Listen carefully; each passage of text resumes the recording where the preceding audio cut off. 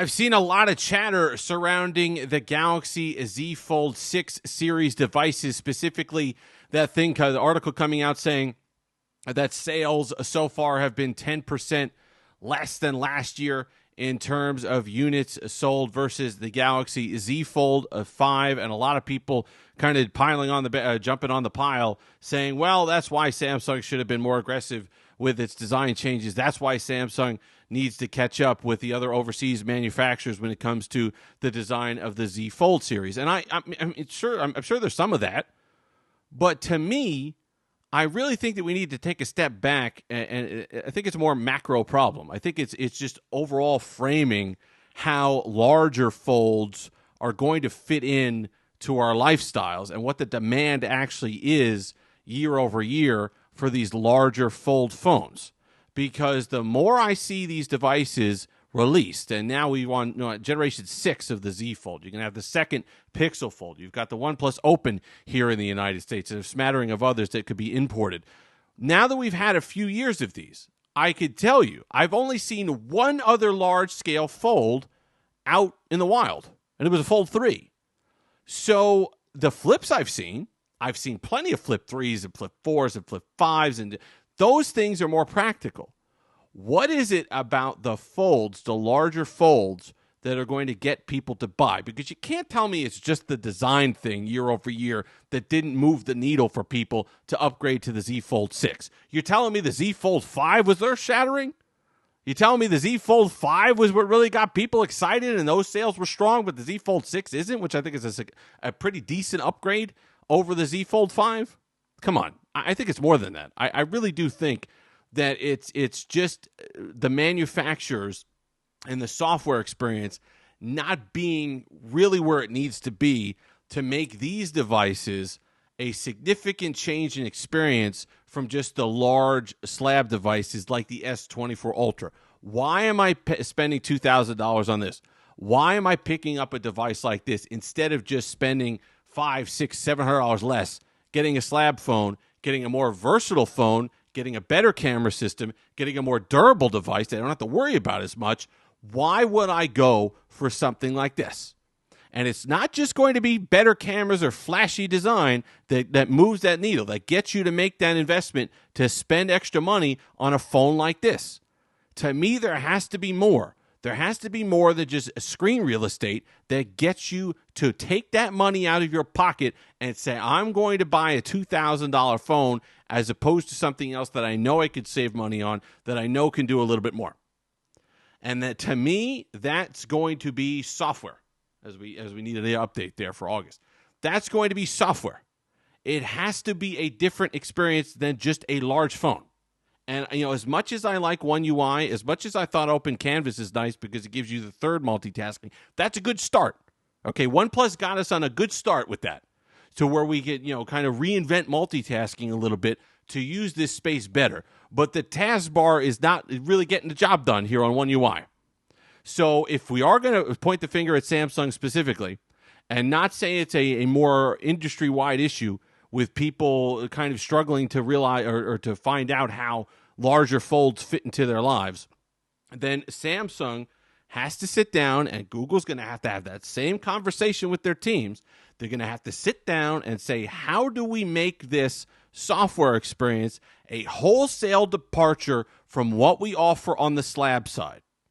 How do we make it where this becomes such a huge productivity tool that you can't help but spend, if you're in that certain percentage of consumers that need something like that, you can't help but spend the $2,000 to pick up a Z Fold 6 as opposed to spending $1,300 and get yourself an S24 Ultra. Because between the S Pen in the device, between the cameras we talked about, it's a large 6.8 inch display now. We're not talking about these smaller displays anymore, where we're talking like a 6.1 inch display or a 6 inch display, where a giant canvas, these 7.8 inch and up displays, would make more sense because they're a significant difference, and the multitasking makes a difference. And it's just nice to have that screen real estate. If you got a gigantic 6.8 inch display on your S24 Ultra, this doesn't really wow you as much. Is it nice? Yes. Is it great for multitasking? You can have a big, nice, wide experience up here and one down below if you're watching something. It's great for fantasy football. That's coming up next week. You're going to have the game up here on the top. You're going to have your fantasy team dying down here on the bottom. You can trash talk your friends in league, whatever it happens to be. Those are great experiences. But is that the reason why you spend $2,000? I don't think so. I think that's too minor of an experience. Do you need it for work? Is the extra space for multitasking important? Maybe, but then you have to deal with the versatility issues. You have to deal with the durability issues. You can't take it to the beach. You can't take it out. If you're HVAC, if you're construction, you're going to have concerns there.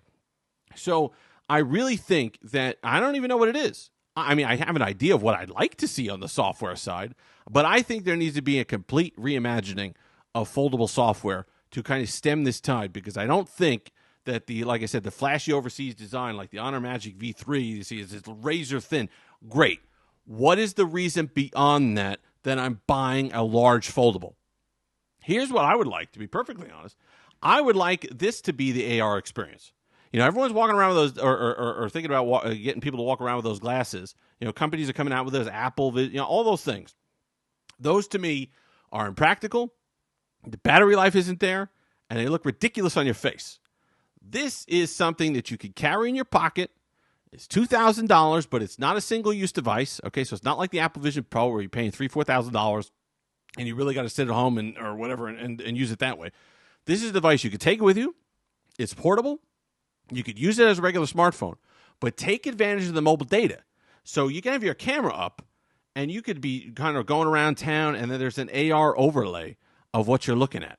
You can have kind of live circle to search. So you could be just kind of pointing your phone places, and you're getting information. And not only that, you're going down a street, you're seeing reviews of restaurants, you're seeing ratings. You go ahead and you click on one. You get to pull up the menu, and you got the number there, and you can make a reservation. There's so many things that you can do in the future. Now with AI and Galaxy AI and processing and cloud processing, there's so many things I think you can add to foldables, but you're going to have to make them more interesting, because I think you're going to see a lot more of this where you're going to have issues down the line with foldable manufacturers and foldable sales, large foldables, going downhill. I just don't think, I mean, so what? If you're telling me if Samsung had added the bigger camera here, or if they had made it a little thinner or bigger outer display, that was going to move the needle? That was going to get you to buy one over a Z Fold 5, which apparently sold well compared to this? That doesn't make any sense to me. I think it's a larger problem. I think we're really struggling to find out how to use these devices in our daily lives. And when you really think about it, unless you absolutely need that extra screen real estate, these are not practical. So you're spending more money, you're getting a little less, and they're not practical. So if you're being honest with yourself, that becomes a difficult conversation. So it's up to the foldable manufacturers, and it should start with Samsung, to give us an experience that really sets this apart from regular slab devices, that makes it so we can't help but spend more money because of how cool this experience is over the experience of the phone. So give us that, you know, kind of outer display experience. That's one thing. Maybe you can use the camera that way, and when you want what you want, you open it up and it's got all the whole street and everything. Whatever it happens to be, I think there's a lot of functionality that's being left on the table with foldables, given that large screen, given you can kind of have it in a pocketable size like this, given you have the mobile connectivity and all this power in your hand. I think there's a lot of software experience being left on the table, and to me, that's going to be significantly more important than any design changes that Samsung make over the coming years as far as driving sales. If you've made it this far, like, comment, subscribe, all that fun stuff. Until next time, have that Steve-licious day.